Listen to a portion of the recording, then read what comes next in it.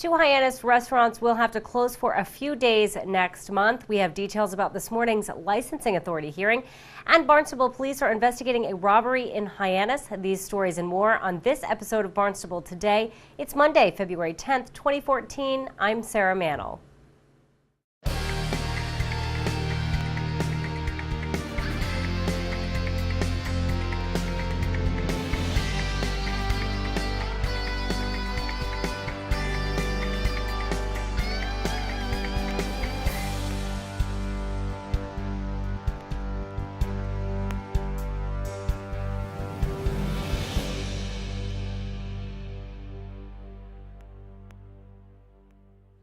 Barnstable police are searching for the suspects in a knife-point robbery in Hyannis. Two men allegedly approached a man outside the Mini Food Mart at 252 Main Street in Hyannis at about 1:30 Sunday afternoon.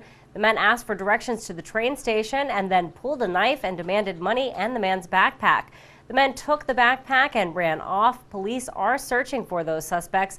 One suspect is described as being a white man who is dressed in dark jeans, a black jacket, and white hoodie. The other described as being a black man wearing a red jacket and black pants. Anyone with information is asked to contact Barnstable Police.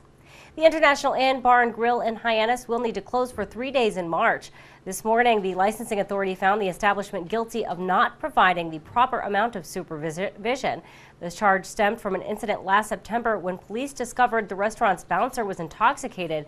Barnstable police officer Stephen Morris says the International Inn lacks proper staffing. I've encountered problems at the International Inn, and honestly, the person sitting in front of you this morning, I didn't know was the manager until he came today. Each and every time that I've been into the International Inn, I've asked for a manager, I've encountered a different person. And I know specifically that we've had quite a few people come before this board and be announced as the manager at different times. One of the biggest problems I think that the International Inn has is that in conducting the entertainment that they have, there's no one in charge of that entertainment. I'm sure that the licensee will testify that he's never there at night. I've never seen him there at night. There's another gentleman here in the audience who I did encounter one day during the day. I'm there most of the night. Weekend night I'm there, but my partner is there weekdays night and Friday night. The other thing that comes up through all this too is the amount of drug activity and the amount of alcohol type activities that take place there. Typically, as you know, I run a report a year from the date of the hearing, and in the past year, of the 15 pages of calls, in sorting out those 15 pages of calls, there were 43 calls to this establishment. And they range anywhere from drugs to alcohol to domestic violence to prostitution. A part owner of the International Inn says that he and his partner are constantly in contact with hotel management and employees. I'm generally here, I think, most of the time. And weekends, we both are here. Sometime during the week, we both are here. Whenever we hear about anything, we have employees, we have a manager, we have, we are not physically in contact with when people check in, check out. But we are open book. Anytime any complaint comes and the police comes, they are shown the list, who is staying in what room. I was told that we cannot ask people, we cannot rent room or refuse somebody that we are not going to give them a room, they're going to sue us for discrimination or whatever. We found out the people who were doing whatever activities being told because we found out they were staying for a longer period of time in a hotel. And we have stopped that. Now, we don't let people stay more than 3, 4, 5 days. And then we found out they were switching rooms, taking rooms under different names. We tried to stop that also.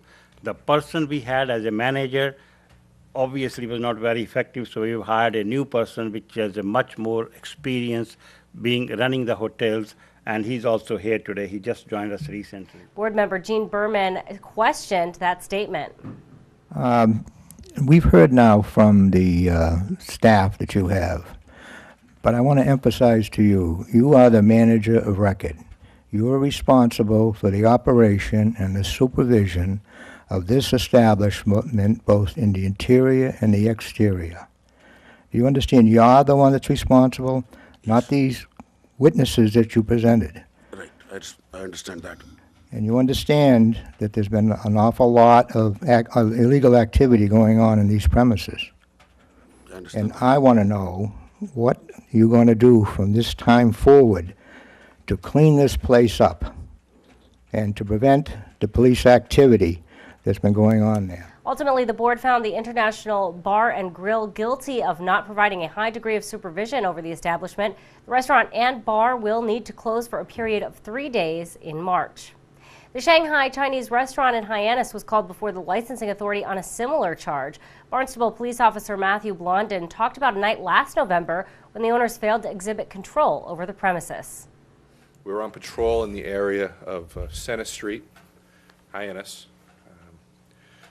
While passing by the Shanghai Chinese restaurant, we observed a male standing to the left of the building, just outside their back deck, urinating.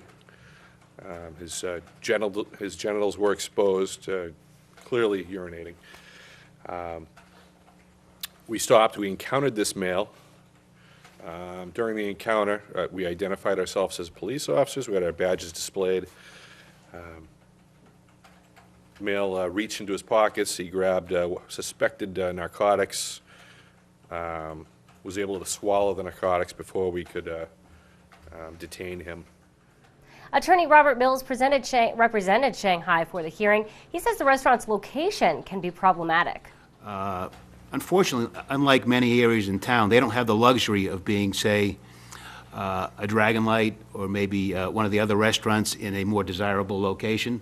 This location really presents a lot of challenges to them. And this is not the first time we've been before this board. In fact, I think in 2009, we were here. Really, it was kind of a supervision issue, quite frankly, and we talked about it a little bit, and some productive steps were taken at the Shanghai. There were people coming in and out, people coming in and just drinking tea and water, and I think Lucy was uncertain why people were coming in to use the bathroom that weren't eating there. And we've addressed that, and they've addressed that as effectively as they can at the present time. But their challenge is not whether something's going to present itself to them on a daily basis, but what is it going to be? What form is it going to take? And that's, every day that they get up, they have to face that kind of challenge, and Lucy does the best she can, and Yang Shending, he does the best he can, as does Henry. Ultimately, the board found the Shanghai guilty of lacking supervision over the business. Like the International Inn, the Shanghai will also be forced to close for a 3-day period next month. Now let's get a look at sports with Brenna McCubry. Good evening, Barnstable. I'm Brenna McCubry, here to bring you the latest on National and Red Raiders sports. Last night, the Boston Celtics lost to the Dallas Mavericks 102-91. They will play again tonight in Wisconsin versus the Milwaukee Bucks at 8. The Boston Bruins won't have another game until February 26 due to some of their teammates playing in the Olympics in Sochi, Russia. Here's a look at some of the events taking place today in Sochi.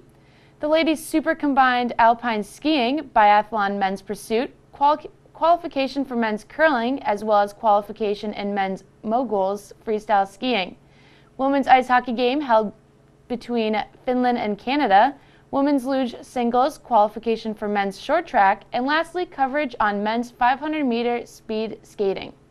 You can catch the Olympic action on NBC. Taking a look at sports here in Barnstable, it has been a successful past couple days for the Red Raiders.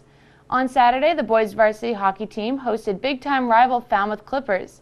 The boys won 4-1 as the last goal trickled into an empty net. Last night, the girls' varsity ice hockey team had their turn hosting Falmouth Clippers and were able to capitalize in a 4-2 victory. The girls will play again on Wednesday night, as it will be their Pink in the Rink game versus Whitman-Hanson. The game will begin at 5 p.m. at the HYCC in honor of teammate and friend Caroline Fries. Also on Wednesday at 5, the boys will host Marshfield. Later in the evening, the boys' varsity wrestling team will host Nauset at 7. That's it for the National and Red Raiders sports. Here on Barnstable Today, I'm Brenna McCubry. For Barnstable Today, I'm Sarah Mannell.